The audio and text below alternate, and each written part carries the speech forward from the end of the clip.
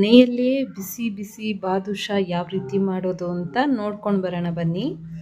So ಇನ್ನೂ ನನ್ನ ಚಾನಲ್ನ ಸಬ್ಸ್ಕ್ರೈಬ್ ಮಾಡಿಲ್ಲ ಅಂದರೆ ದಯವಿಟ್ಟು ಸಬ್ಸ್ಕ್ರೈಬ್ ಮಾಡಿ, ಬೆಲ್ಲೈಕನ್ ಮಾಡಿ. ಬೆಲ್ಲೈಕನ್ ಮಾಡೋದ್ರಿಂದ ಫಸ್ಟ್ ವಿಡಿಯೋ ನೋಟಿಫಿಕೇಷನ್ ನಿಮಗೆ ಬರುತ್ತೆ.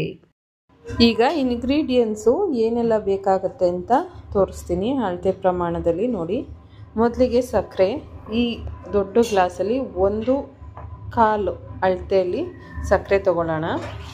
ಆ್ಯಂಡ್ ತುಪ್ಪ, ಇಲ್ಲಿ ನಾನು ಡಾಲ್ಡಾ ಯೂಸ್ ಮಾಡ್ತಾ ಇಲ್ಲ, ಹಾಗಾಗಿ ತುಪ್ಪ ಯೂಸ್ ಮಾಡ್ತಾ ಇರೋದು. ಏಲಕ್ಕಿ ಪೌಡರು ಸ್ವಲ್ಪ, ಸೋಡಾ, ಕರಿಯೋದಕ್ಕೆ ಎಣ್ಣೆ, ಮೈದಾ ಹಿಟ್ಟು, ಇಷ್ಟು ಬೇಕಾಗತ್ತೆ. ತುಪ್ಪ, ಮೈದಾ ಹಿಟ್ಟು, ಎಣ್ಣೆ, ಏಲಕ್ಕಿ ಪೌಡರು, ಸೋಡಾ, 1/4 ಕಪ್ಪಷ್ಟು ಸಕ್ಕರೆ. ನೋಡಿ, 1/4 ಸಕ್ಕರೆನ ಹಾಕಿ ಪಾಕಕ್ಕೆ ಇಟ್ಟಿದ್ದೀನಿ. ಸೊ ಇದು ಪಾಕ ಬರೋವರೆಗೂ ಕುದಿಸ್ಕೋಬೇಕು. ಎಣ್ಣೆ ಕಾಯೋದಕ್ಕೆ ಎಣ್ಣೆ ಹಾಕ್ತಾ ಇದ್ದೀವಿ. ಒಂದು ಅರ್ಧ ಲೀಟ್ರ್ ಆಗೋಷ್ಟು ಹಾಕಿದ್ರೆ ಸಾಕು. ಮೈದಾ ಹಿಟ್ಟನ್ನ ಹಾಕೊತಾ ಇದ್ದೀವಿ. ಮೈದಾ ಹಿಟ್ಟನ್ನ ಹಾಕೊಂಡ್ಮೇಲೆ ಒಂದು ಚಿಟಿಕೆ ಆಗೋಷ್ಟು ಸೋಡಾ ಹಾಕ್ಕೋಬೇಕು.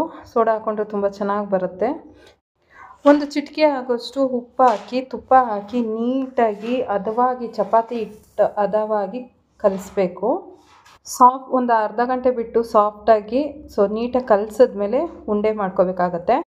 ಈ ರೀತಿ ಸಣ್ಣ ಸಣ್ಣ ಉಂಡೆಗಳನ್ನ ಮಾಡಿಕೊಂಡು ಹೀಗೆ ಉಂಡೆ ಮಾಡಿಕೊಂಡು ಈ ರೀತಿ ಪ್ರೆಸ್ ಮಾಡಿದ್ರೆ 2 ಭಾಗನೂ ಪ್ರೆಸ್ ಮಾಡಬೇಕು. ಈ ರೀತಿ ಮಾಡಿಕೊಂಡ್ರೆ ಕಾಯ್ದಿರುವಂತಹ ಎಣ್ಣೆಗೆ ಅದು ಸಣ್ಣ ಉರಿಲೇ ಬೇಯಿಸ್ಬೇಕು, ಇಲ್ಲಾಂದರೆ ಒಳಗೆ ಬೇಯೋದಿಲ್ಲ, ಮೇಲ್ ಮಾತ್ರ ಕಲರ್ ಚೇಂಜ್ ಆಗುತ್ತೆ. ಅದಕ್ಕೆ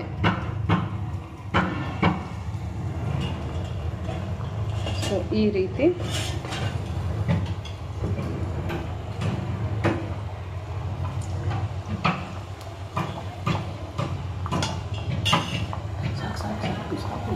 ಕರೆದ ಮೇಲೆ ಈ ಥರ ಪಾಕಕ್ಕೆ ಹಾಕಿದ್ರೆ ನೋಡಿ, ಬಾದುಷಾ ಈ ರೀತಿ ಎಷ್ಟು ಚೆನ್ನಾಗಿ ಬಂದಿದೆ ಅಂತ. ಯಾವುದೇ ರೀತಿ ಡಾಲ್ಡಾ ಯೂಸ್ ಮಾಡ್ದಿರ ಈ ರೀತಿ ಚೆನ್ನಾಗಿ ಬಂದಿದೆ.